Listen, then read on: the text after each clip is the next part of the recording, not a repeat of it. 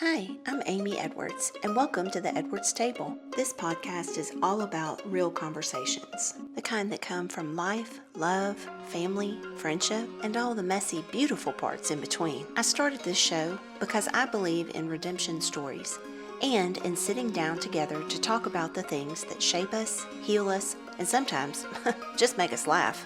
So grab a seat, take a breath, and join me, because there's always room for you here at the Edwards Table.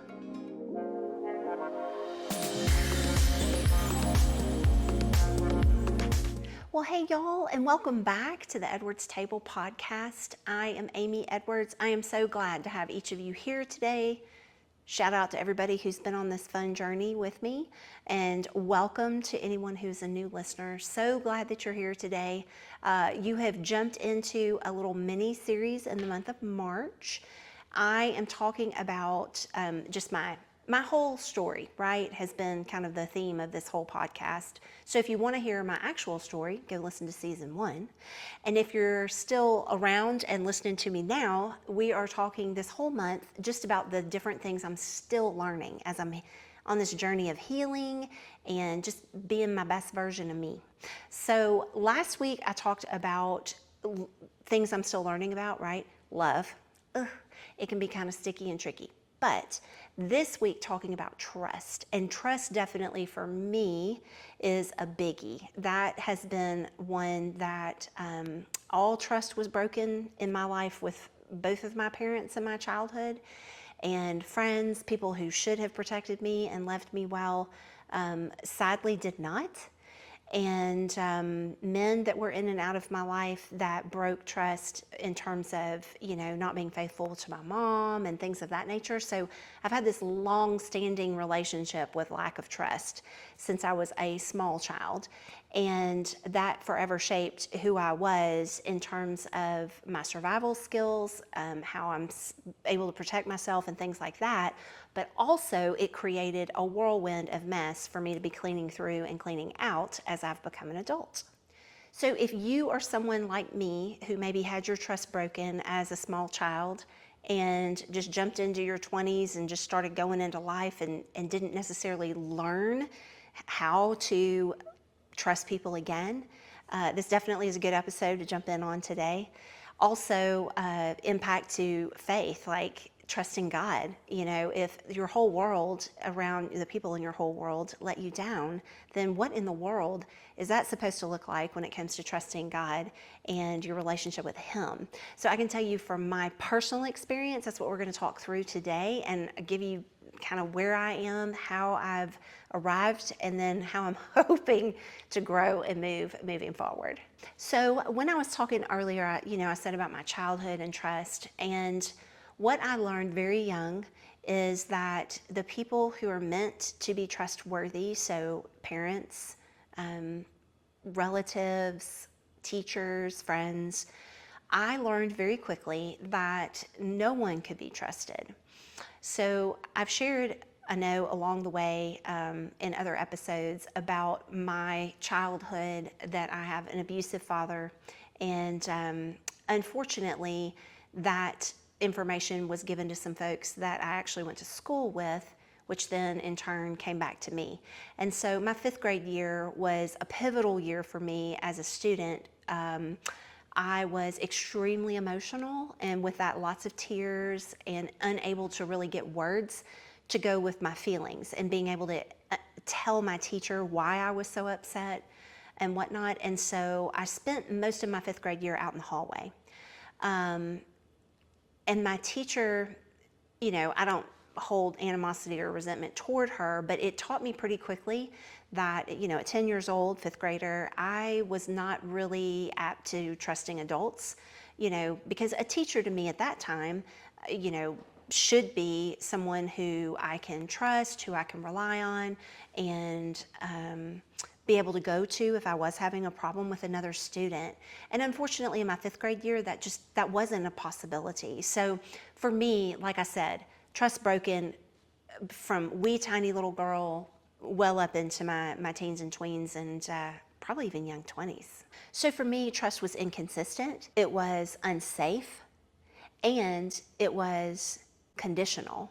So just like with love, right? Dadgum, the conditional things, but unfortunately for me, trust also lumped into that conditional category.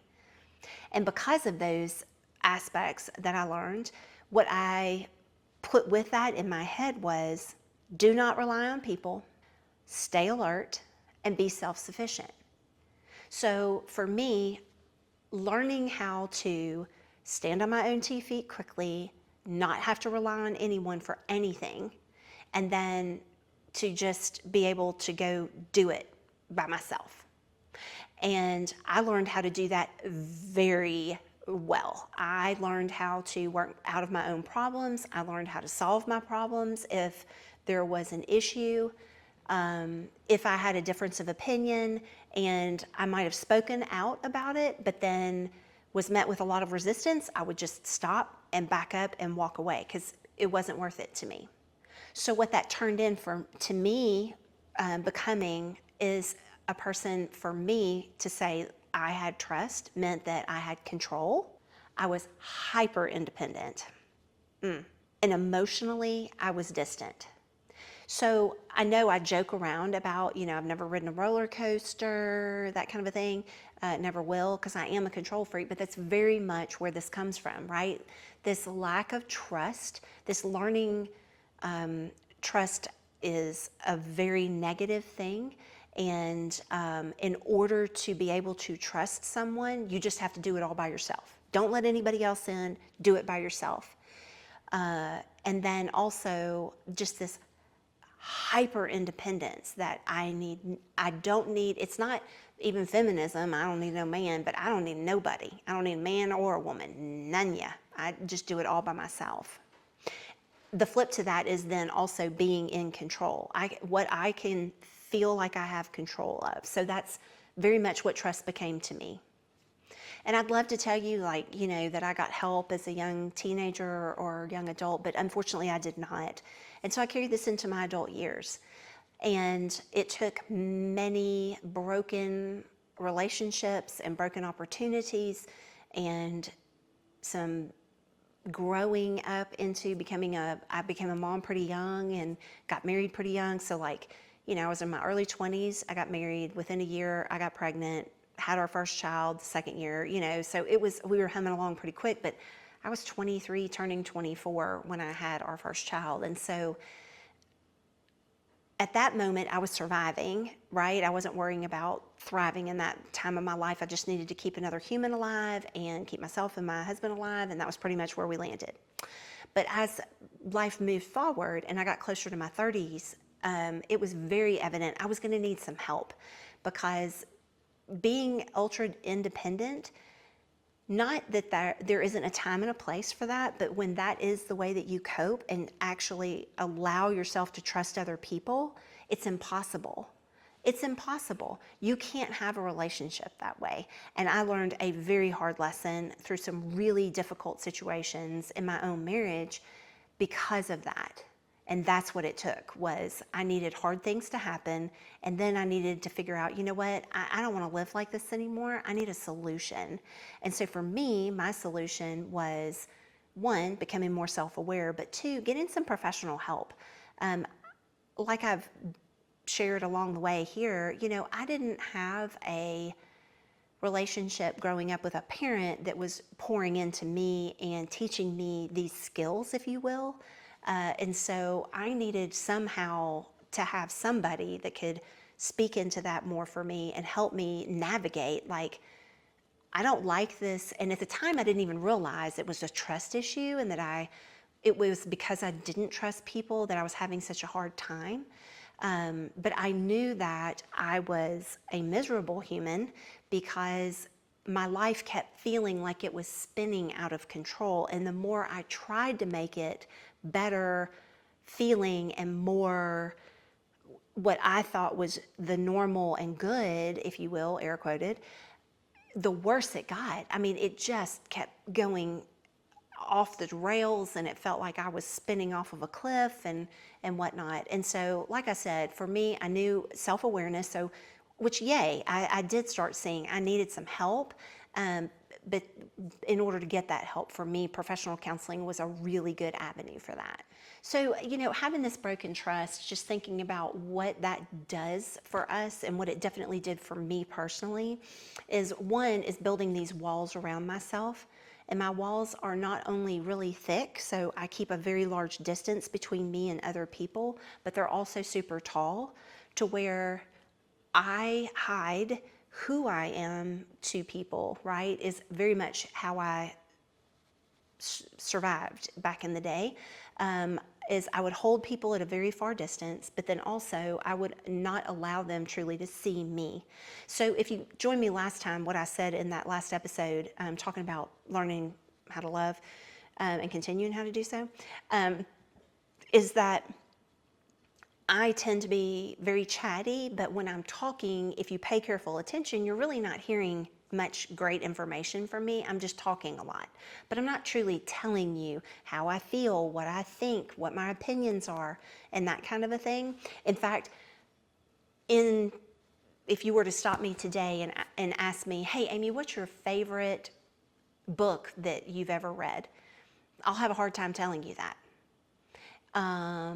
Amy, what's your favorite color? Again, I'll have a color, but then I'll have other colors and I'll give my whys and whatever else.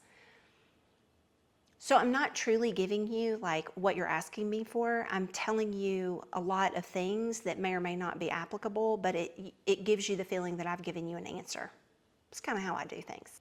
The other thing too, not only just building those walls, but then also putting on this armor, and I'm not talking about the armor of God, albeit we should have that on head to toe, but layering ourselves in armor to where truly we're impenetrable, so people can't truly get to know us.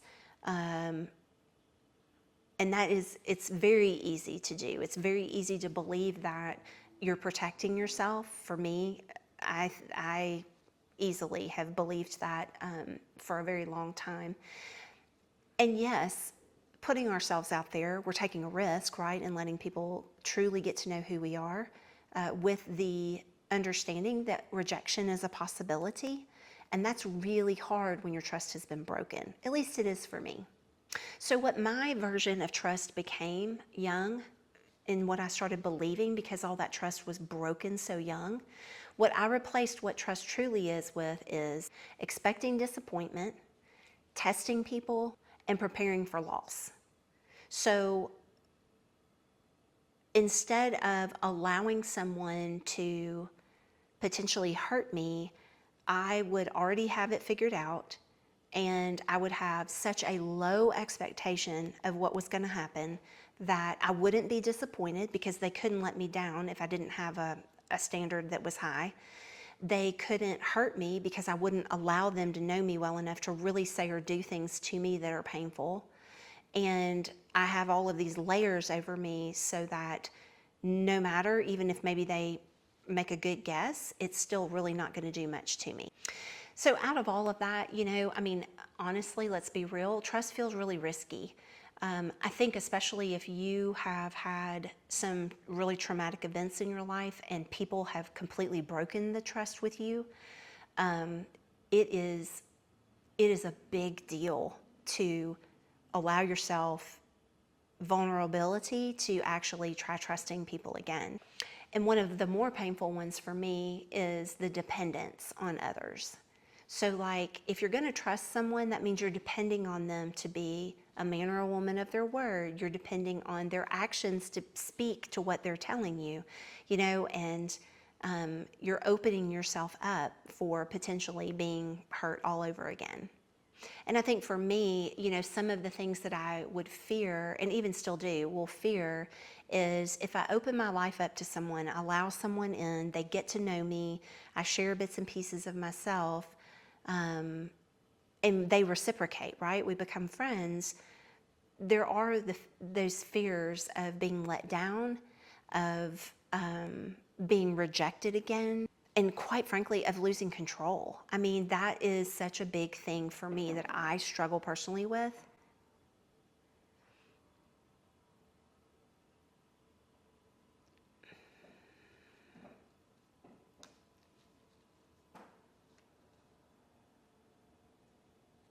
And so for me, what it winds up making me feel is like I'm being weak, or maybe I'm being naive, or even it's dangerous. Like,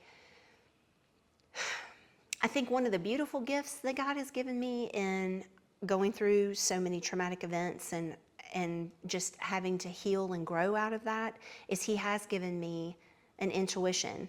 And what I mean by that is that when I am around people, I tend to have a sense about them, whether they are someone that I could trust on maybe a very low level, but still could, have them over for dinner or go meet up with them for coffee and maybe share a little bit about myself. But then I am hyper aware of folks that are throwing up red flags that the average person is probably not seeing.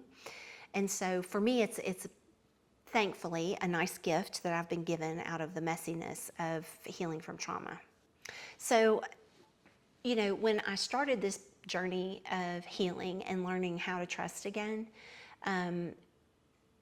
it was and is still a bit of an uphill battle for me now, but especially back then.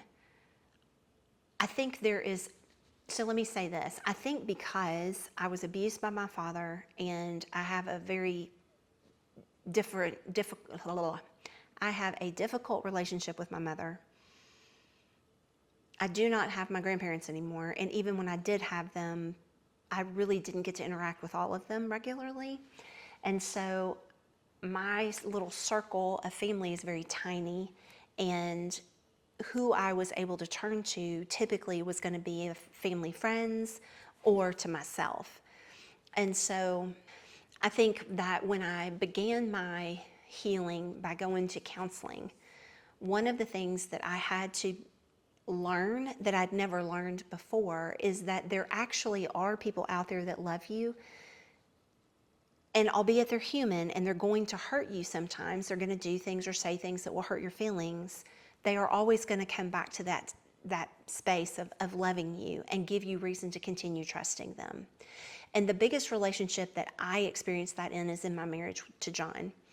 So even if you're not married, listen to what I'm saying through the lens of, or through the filter of friendship or relationship, if you will, like with a parent maybe, or a sibling or whatnot. Because honestly, I think a lot of this is applicable. It's a different kind of applicable, but it's still applicable to relationships in general. So in terms of relearning this whole business of trust, and for me personally in my marriage, one of the things was I had to come to a place where I would allow John opportunities to show me that he is trustworthy, and then that I would continue to open up those opportunities. And y'all, I'm going to be really honest, because I had not really had that kind of a situation. I mean, let me run through. I didn't date a ton of boys growing up before I met John. Clearly didn't date any after, by the way. We've been married 29 years. But the last relationship I was in before I met him was a fella that I thought I was going to marry, and come to find out he cheated on me with another girl that actually was a friend of mine. And so, I mean, you're talking the first 20 years of my life, mom, father, other family members, and now teachers, and then now boyfriend we thought we were going to marry, blew it, like completely blew it. So poor John, when he came into this relationship with me, a little bit knowing, because he and I had very transparent conversations, and I gave him the rundown of kind of my life and what it looked like, and very early offered him opportunity to walk away, because I know there's a lot of crazy on my train. So if you don't want to jump on this ride with me, sir, please go. But in the interim, obviously, he asked me to marry him. We had been married for a few years, and when I first went and started learning how to do these things and getting these skills to learn how to trust, right? People, period. Fortunately, I didn't have tons and tons of friends, so which wasn't unusual or shocking. That's pretty typical of someone who has gone through traumatic events and whatnot. But like with him, it was really and truly, like I said earlier, just trying to give opportunities for him to do things to show me that I could trust him. And I think what's messy in that is for John, he had parents that raised him in a very loving home. And he could trust what they said to him. He could believe that when they said, we will be here and we will love you until, God takes us to glory, they really were there. It was something that he could trust and he knew was the truth. Whereas I came from just the total opposite. The only person I could believe was me, and the only control I had was mine. And I held people so far away and kept things so far out that allowing him in was a really big deal. And even though I think if I were to ask him, I would guess he would think that like I let him pretty much fully into my life very quickly. The reality is the older we got and the longer we were married, the more I was able to let down those walls and to take that armor that I had protected myself with off. And it was really hard. And I would love to tell you that like he did 3 things and then I felt better and then I trusted him 100% with my whole heart for the rest of our days. Lies. That is lies. And I don't care who you are. If you are a human being that has a pulse, you are going to take time to be able to build trust with the person that you're maybe trying to build this relationship with. It takes time. It takes a lot of energy, it takes a lot of effort, and it takes a lot of failure. And that's scary. Like, it's not fun, easy, oh, no big deal, we're just gonna, bada bing, do a few things, and then voila, within 3 months, you'll be like brand new. I wish it were that simple, I wish it were that easy, because as life goes, right, new things hit, there's another big event in your life. Maybe you have a child, maybe you get married, maybe there's a death in your family, or a death of a pet, or you lose your job, or the economy crashes and you lose everything. Who knows? Your story could be very similar to mine. But the reality is that being able to learn these things all the while life is continually going and the earth is still revolving and people are moving onward and forward, it takes a lot of hard work. And so over and again, I know I say this, but it's so true. This is such a process to work through these things. And I think too, when I think about trusting other people and like in my relationship with John, there would be plateaus. Like we would make some progress and then kind of hum along on that plateau, which was a really nice place to be. In the moment, I think maybe a little bit frustrating because I like continuing up the mountain, but sometimes we need kind of that flat space, right? Like we need a time where we can get our bearings again, get used to how this feels. So for instance, for me would be being a man of his word. So if John was telling me things, I would have the expectation that what he said was what was going to be. Now let's be real. I didn't have a realistic expectation all the time, probably most of the time early on, of what that truly meant. So for instance, John was kind of like an apprentice, if you will, learning the building business when we first got married. And so he didn't have a traditional 9 to 5, I'm home by 5:30, we're eating at 6 kind of a job. There were times where he was home, early, but then there were other times where that just wasn't possible because especially in like the spring and summer months when you have longer days and better weather and all of that, it would make things, go longer and whatever. And so one thing that would just send me into this spiral of being just angry and frustrated and passive aggressive is if he had told me when he would be home and then he wasn't home, but then maybe he didn't call or text me, okay? Now, the average person maybe would get frustrated by that, but the average person also is not gonna, turn it into World War III every time this happens, right? for me, that was one of those things that it took my mind to places that were, one, asinine and ridiculous, but then two, would just push me harder and further away from him. So let's say he told me he was coming home, he didn't make it home, he calls me on the way, apologizes, says, hey, I'm so sorry, I noticed it started getting dark, I hadn't looked at my phone, we were trying to finish up before daylight was out. And instead of being receptive and open to that and forgiving him in that moment, I would be passive aggressive, I would be, just agitated, and he would come home not really knowing what he was going to walk into because I was volatile in those moments. And I'm not talking like wild, crazy behavior, but just,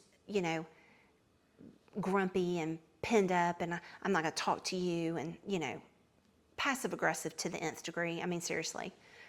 So then, that would happen. Then the next time he would say something, and then I would be sassy to him and be like, well, if it's like last time, we know you're not going to be home on time, so I don't even know why you say anything.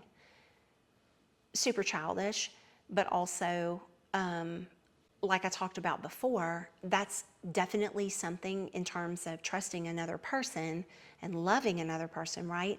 Is if you're holding them at an arm's length, you're waiting for them to walk away because you're pushing them as hard as you can to see, how hard can I push you until I've broken you and you don't want me anymore?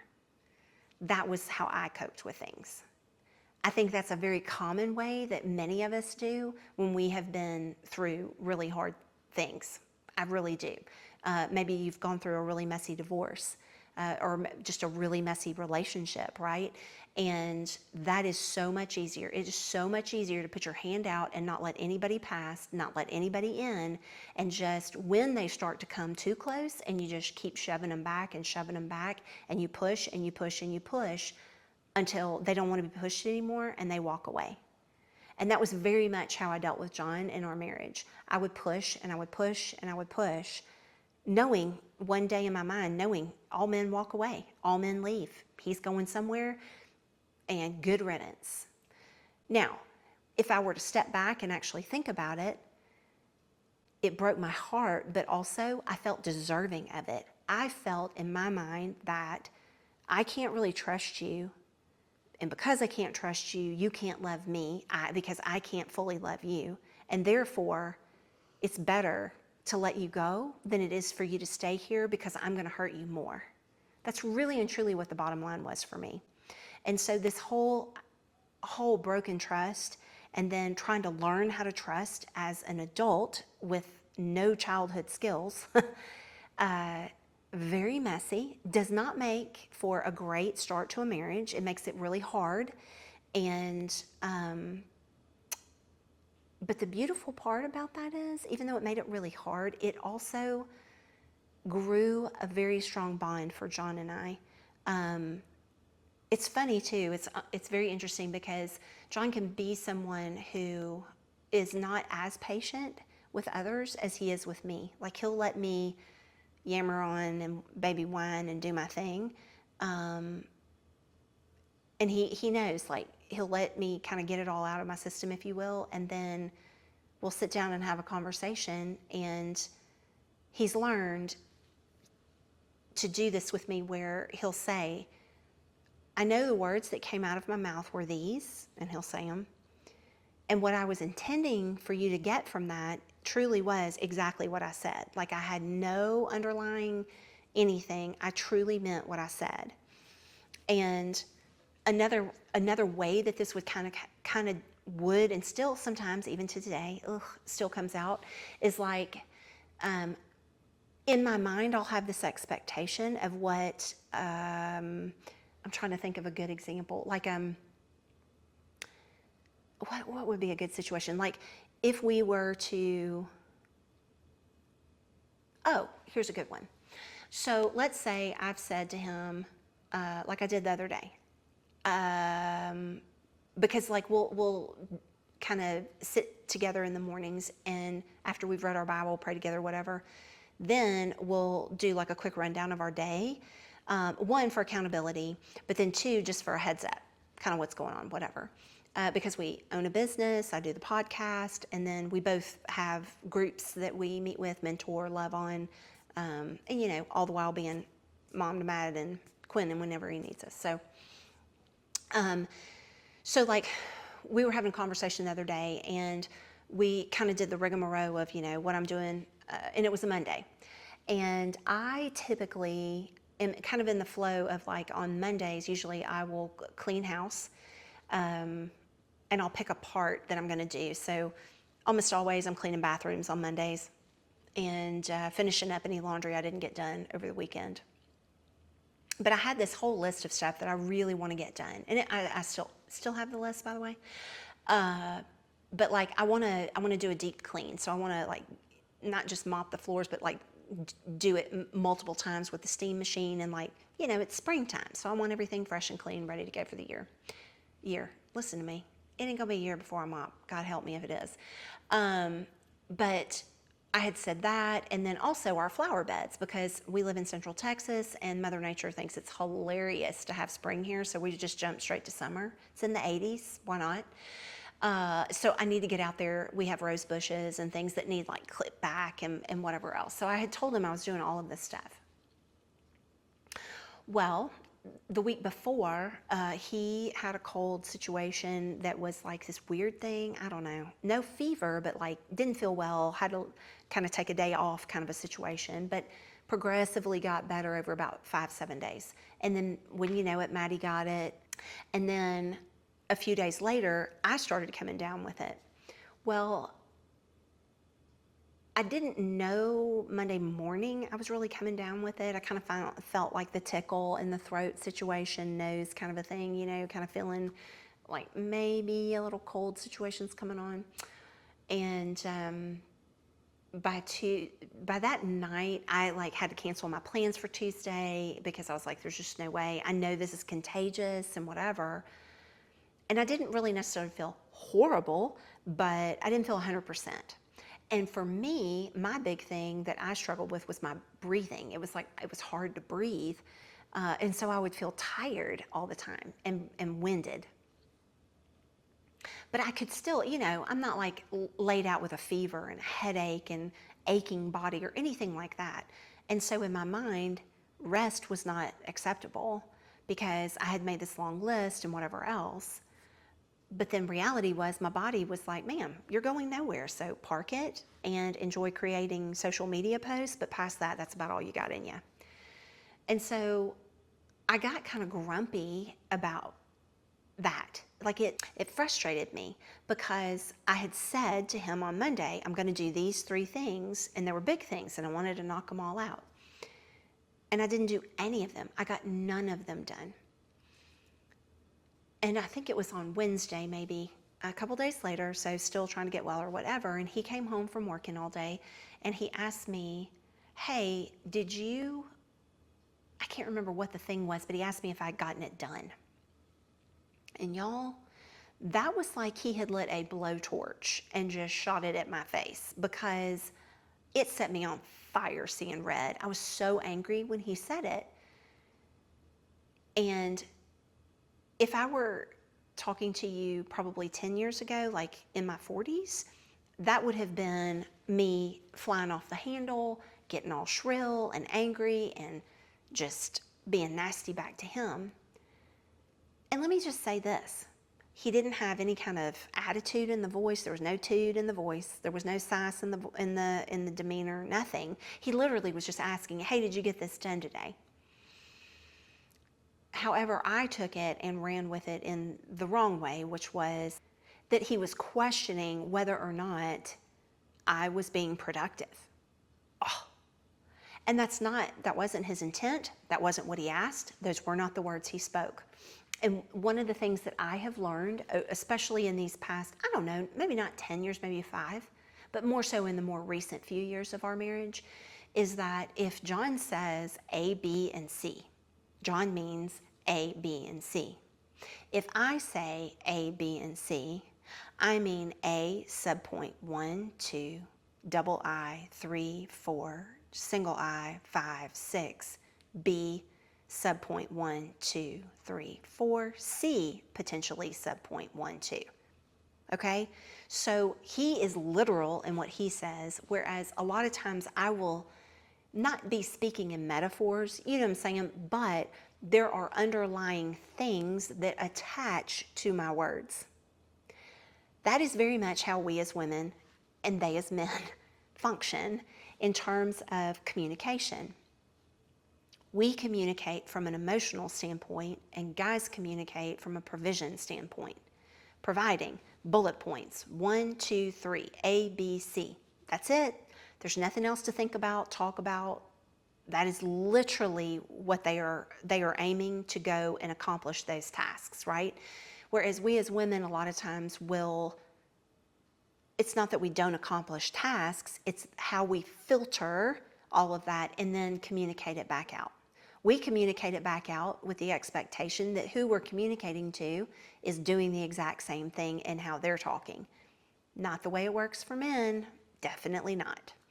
And so as I got to understand that more about him and truly learn that he's not selling me a bill of goods, when he says A, B, and C, he means A, B, C. Nothing else, nothing more. That's it. And so again, a big deal for me in my real struggle of learning how to trust people. And I think, when I learned that I had this gift of intuition and being able to read people really, really well, that was a really big deal because I was able to trust that God had given me this gift, right? And to trust the gift he gave me by listening to what he laid on my heart about other people. And not necessarily are they a quote good or a bad person kind of, it's not always like that, but there will be this twinge in my spirit where it's like, ugh, that just doesn't sit well with me. And maybe it's like they must be going through something really hard right now because what they're saying versus how they're behaving, or whatever. So that was super helpful for me, like when I made that realization, and then I truly owned it. I owned the fact that I have that in me for a reason. God gave me intuition on purpose. And there are many of us who have it. I'm not saying it's just a gift that I have. And then the second thing was, again, what I said early on in my marriage, which I continually practice, is giving John opportunities to do and say things that I then can trust him on. And not to get graphic or into anything that doesn't need to be said here, but if you are married, considering getting married, or engaged to be married, this is definitely for you. And that is this: trust in a marriage is vital for intimacy in marriage. And I'm not just talking about the bed, okay? I'm talking about true intimacy, like truly letting someone see all of your heart, everything that you have to share, both physically, but then also emotionally. That is something that we have to be able to trust someone with if we are going to have this covenant of marriage between us. And so John and I kind of rolled on square wheels, and it was really bumpy for a long while, of learning how to trust in our marriage. And not with him trusting me, but for him to give me opportunities to allow myself to grow in my trust of him. And it's not to say that he doesn't disappoint me or let me down, because he does, and vice versa. Good heavens, I am no perfect Polly over here. What's beautiful is after almost 29 years of marriage, we've gotten to a place where he is the closest to Christ when it comes to my trust in someone. And it opens up this level of love that we have to be something almost indescribable. Like when I was first meeting him and dating him and falling in love with him, I didn't think I could feel any more. I felt like that was oozing out of me, how much I loved him and how excited I was to spend our lives together. But now looking at it and seeing where we are and seeing what we have overcome and been through and done, and learning that in our marriage, how vital this gift of trust truly is. It not only allows me this incredibly intimate relationship with him on just a friendship level, but it also allows me an incredibly intimate relationship with God and with other people that normally I would have never done, ever. Even so much so to be able to do that and be okay knowing that people are going to hurt me sometimes and things are going to happen, but that doesn't mean that my whole trust in them has to be completely broken because they said they would be here at 5 and they got here at 5:30. That means that they really don't want to be here. Y'all, I can go down the rabbit hole when I need to, which is never need to, but here we are. And so, I just mentioned this about, what it has allowed in my trust for God. It's just a continual growth in that as well. I can't honestly remember. I feel like I said this a few weeks ago, talking about surrendering to God, like laying it completely at the foot of that cross and just openly setting it there with my hands wide open, not holding anything back. Very recently, I've had to do that, and it is with someone who is very precious to me. And that realization of what I had to surrender was truly my relationship here on earth as a wife. And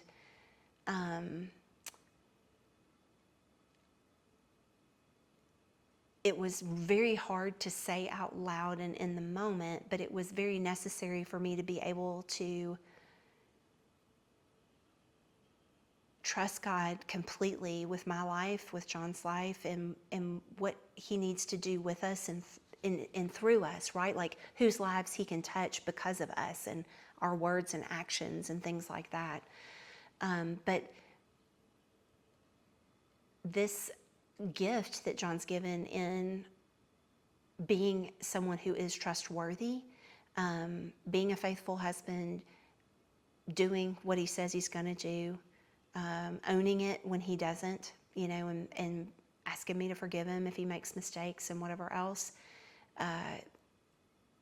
It's one of the beautiful pieces of how God redeems really messy, hard things, right? So I've talked to y'all countless times about that ribbon that God weaves through my story of redemption.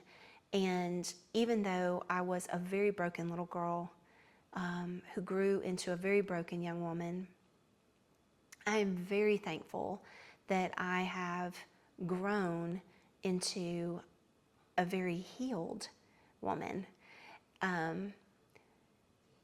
Healed, not perfect though. And so I still continue to learn to trust. I still continue to learn to let go of that incessant need to be in control, that incessant need to hold people at a very long arm's length away. This podcast, this is my gift of learning trust, is to be completely transparent with you all and share very intimate things about my life and my story in order that God can take it and use it in a powerful and mighty way to 1, 10, 100, 1,000, a million, a billion people, whatever he sees fit, and being able to trust that putting it all out there is something that he will bless, and he'll just continue to grow me through. So as we've been doing, just kind of reflecting in terms of where we all are, right, on this journey of life and healing and being the best versions of ourselves. So here's what I want us to think about. You ready? In your own story and in mine, who is it that you learned not to trust? And then what did you learn that trust costs you? And I think what I want to send you away with today is my hope that even if you don't believe in the whole church thing and whatever else, that you are willing to invite God in have a conversation with him. Let him know what your struggles are and where you are and what you need him to help you with. Trust is a big deal. It's huge to be able to have people around you that love you, that you can trust. And then also putting your trust in God it's life altering. It's not just life changing, it alters your whole life for so many good things. And two of the really beautiful ones is that it will heal wounds that no one else can heal. God can, and He will. And then also softening those guarded places. Y'all, if I've got any hard spots in my heart, that's always a prayer I have, is that God will just soften it. I don't love to ask for that because I kind of like being a grunt butt, if I'm honest. But He can wash in and through all of it. He can soften it. He can help you gain that trust again, not only in Him, but help you trust others that can love you and that can be trusted. So just as you're thinking about this, just be sure to kind of ponder, what would it look like to trust again? So like I've told y'all, I'm still learning. I'm still learning about trusting. I am totally still learning about fear-based control, like being so scared and thinking that I can control things and that then will make things better. I'm still having to choose openness rather than armoring myself up with all these layers of protective covering. But trust does not mean ignoring wisdom. It means you're risking some connection. So with that, I hope you'll grab a seat and join me again next week as we continue this March mini-series. And in the meantime, please know there is always a seat for you here at this table. And if there's someone you can trust, you definitely can trust me to encourage you to come have that seat with me. Because if ever there was a spot where you belong, it's definitely at the Edwards table. Till next time, we'll see y'all. Bye-bye.